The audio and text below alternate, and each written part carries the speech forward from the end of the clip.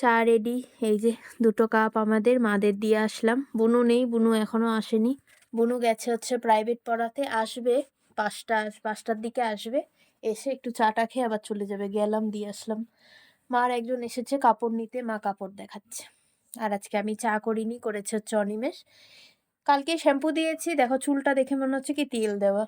তাই এসে আর জামা কাপড় কিছু ছাড়িনি, শুধু মুখে ফেস ওয়াশ দিয়ে, এত বালি কিচকিচ করছিল মুখে হচ্ছে ফেস ওয়াশ দিয়ে যে বসেছি, একটু বসেছিলাম। এই যে অনিমেষ হচ্ছে চা বানিয়ে আনলো, এখন তো খাবো এখন হচ্ছে চা।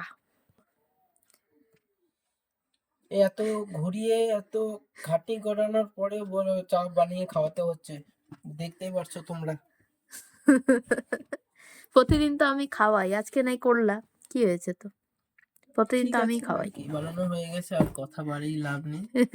তাহলে যখন এরপর থেকে আমি বানাবো তখন আমিও বলবো এরকম। হ্যাঁ। বলবা, আমি তো শুনবো খালি।